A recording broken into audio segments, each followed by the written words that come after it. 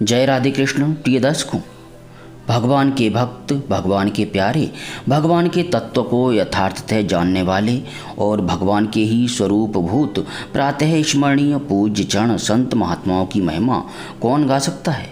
उनके अनंत कल्याण गुणों का बखान कौन कर सकता है, परंतु उनकी स्मृति अंतःकरण को पवित्र करती है। उनके आदर्श चरित्रों का मनन हृदय को विशुद्ध भगवत भाव से भर देता है और उनका गुणगान जिह्वा को पवित्र करके उसमें भगवत गुणगान की योग्यता प्रदान करता है। वस्तुतः संतों का एक भी आचरण किंचित भी दोषयुक्त नहीं होता। वह स्वाभाविक ही सत्य ज्ञान से ओतप्रोत और लोकहित के उद्देश्य से आचरित होता है। हम उसे अपनी अदूरगामिनी विपरीत दृष्टि के कारण ही दूषित या निंदित मान लेते हैं।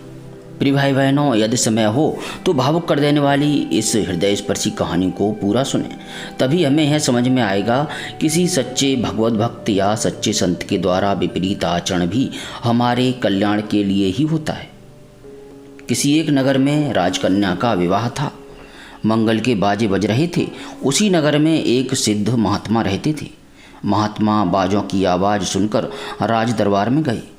राजा से यह मालूम होने पर कि राजकन्या का विवाह है, उन्होंने कन्या को देखना चाहा। राजा ने कन्या को बुलाया। राजकन्या ने आकर महात्मा के चरणों में प्रणाम किया। महात्मा ने न मालूम किस अभिप्राय से उसको नख सिख देखकर राजा से कहा, इस लड़की का हमसे विवाह कर दो। राजा तो सुनते ही सहम गया। बुद्धिमान था। महल में जाकर एक जोड़ी बहुमूल्य मोती लाया। मोती का आकार मुर्गी के अंडे जितना था और उनसे शारदीय पूर्णिमा के चंद्रमा की सी ज्योति छिटक रही थी। राजा ने नम्रता से कहा, भगवान, हमारे कुल की रीत है, जो इस तरह के 108 मोतियों का हार कन्या को देता है, उसी से हम कन्या का विवाह करते हैं। महात्मा ने निर्विकार चित्त से पर उत्साह से कहा, हाँ हाँ, तुम्हारी कुल की प्रथा तो पूरी होनी ही चाहिए। ये दोनों मोती के दाने मुझे दे दो। इसी नमूने के 108 मोती मैं ले आता हूँ, परंतु खबरदार, तब तक लड़की को किसी दूसरे से ब्याह न देना। राजा ने सोचा था महात्मा मोती की बात सुनकर निराश होकर लौट जाएंगे, परंतु यहाँ तो दूसरी ही बात हो गई। राजा जानता था महात्मा ऊंचे दर्जे के सिद्ध पुरुष हैं, उनकी आज्ञा न मानने से अमंगल हो सकता है। अतएव राजा ने दोनों मोती उनको दे दिए और कहा, भगवान, आगे लग्न नहीं है, आप जल्दी लौटिएगा। राजा ने सोचा ऐसे मोती कहीं मिलेंगे नहीं, महात्मा सच्चे पुरुष हैं, लौट ही आएंगे। तब लड़की का विवाह निर्दिष्ट राजकुमार के साथ कर दिया जाएगा। राजा ने विवाह स्थगित कर दिया। महात्मा मोती के दाने झोली में डालकर चल दिए। 3 दिन हो गए। महात्मा समुद्र के किनारे बैठे कमंडलू भर भर समुद्र का जल बाहर उलीच रहे हैं। उन्हें खाना पीना सोना कुछ भी स्मरण नहीं है। न थकावट है, न विषाद है, न निराशा है, न विराम है। एक लगन से कार्य चल रहा है। महात्मा की अमोघ क्रिया से प्रकृति में हलचल मची। अंतर जगत में क्षोभ उत्पन्न हुआ। समुद्र देव ब्राह्मण का रूप धरकर बाहर आए। पूछा, भगवान, यह क्या कर रहे हैं? समाधि से जगे हुए की भांति उनकी ओर देखकर सहज सरलता से महात्मा बोले, 108 मोती के दाने चाहिए। समुद्र में पानी नहीं रहेगा तब मोती मिल जाएंगे। ब्राह्मण ने कहा, समुद्र क्या इसी तरह से और इतना जल्दी बिना पानी का हो जाएगा? महात्मा बोले, हाँ हाँ, हो क्यों नहीं जाएगा, पानी तो उलीच ही रहे हैं, 2 दिन आगे पीछे होगा, अपने को कौन सी जल्दी पड़ी है। ब्राह्मण बोला, अगर समुद्र आपको मोती दे दे तो? इस पर महात्मा बोले, तो फिर क्या हमारा समुद्र से कोई वैर है जो हम उसे बिना पानी का बनाएंगे? वह ब्राह्मण बोला, अच्छा तो लीजिए। समुद्र की एक तरंग आई और मोतियों का ढेर लग गया।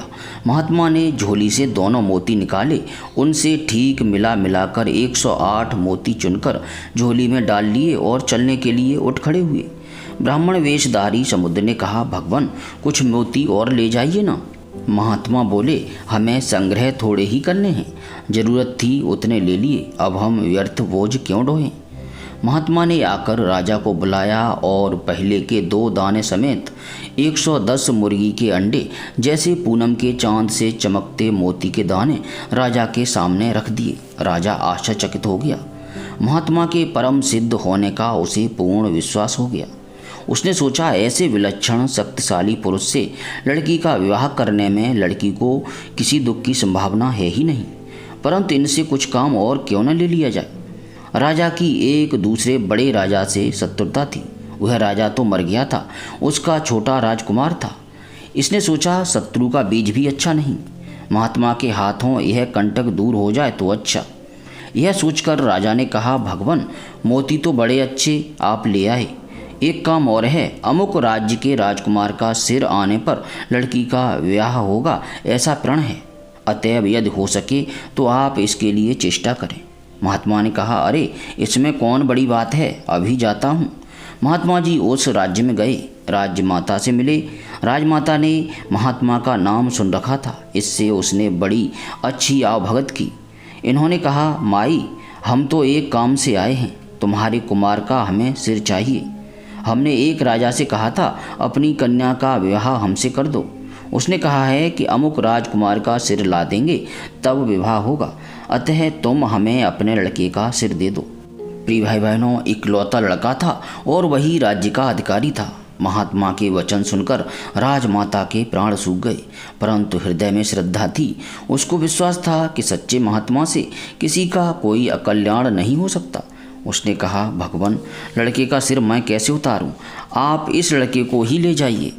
महात्मा बोले, अरे यह और अच्छी बात है, उसने तो सिर ही मांगा था, हम तो पूरा ले जाते हैं, फिर सिर उतार कर हमें क्या करना है। राजमाता ने कहा, भगवान, इसे मैं आपके हाथों में सौंप रही हूँ। महात्मा बोले, हाँ हाँ, भगवान सब मंगल करेंगे, निश्चिंत रहो। राजकुमार को लेकर महात्मा अपनी नगरी में लौटे और राजमहल में जाकर बोले, लो यह समूचा राजकुमार, अब पहले विवाह करो, खबरदार जब तक विवाह न हो लड़के को छूना मत। राजा ने आनंद मग्न होकर कहा, ठीक है भगवान, ऐसा ही होगा। महात्मा ने कहा, तो बस अब देर ना करो। विवाह मंडप रचा हुआ था, चौकी बिछाई गई, महात्मा जी दूल्हा बने, कन्या आई। कन्या को महात्मा ने एक बार फिर नक्सिक देखा, अकस्मात बोल उठे, अरे उस राजकुमार को तो यहाँ बुलाओ। राजकुमार बुलाया गया, महात्मा ने उसे कन्या के बगल में खड़ा कर दिया, फिर दोनों को एक बार फिर नक्सिक देखकर बोले, भाई जोड़ी तो यही सुंदर है, राजा बस अभी इस राजकुमार से राजकुमारी का ब्याह कर दो। खबरदार जो जरा भी ची चपटकी, राजा नहीं न कर सका। राजकुमारी का विवाह शत्रु राजकुमार से हो गया। महात्मा के विचित्र आचरण का रहस्य अब राजा की समझ में आया। राजा का मन पलट गया, शत्रु मित्र हो गया। महात्मा अपनी कुटिया पर जाकर पूर्ववत धूनी तपने लगे।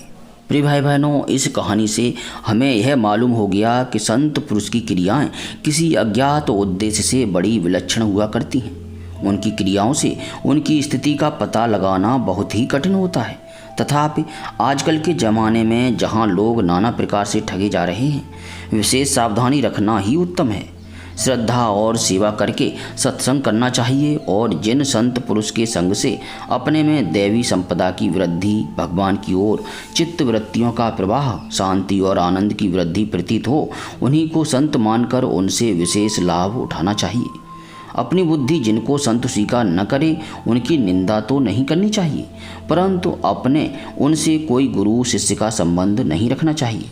निंदा तो इसलिए नहीं कि प्रथम तो किसी की भी निंदा करना ही बहुत बुरा है, दूसरे हम संत का बाहरी आचरण से निर्णय भी नहीं कर सकते, और गुरु शिष्य का संबंध इसलिए नहीं कि श्रद्धा रहित और दोष बुद्धि युक्त ऐसे संबंध से कोई लाभ नहीं होता।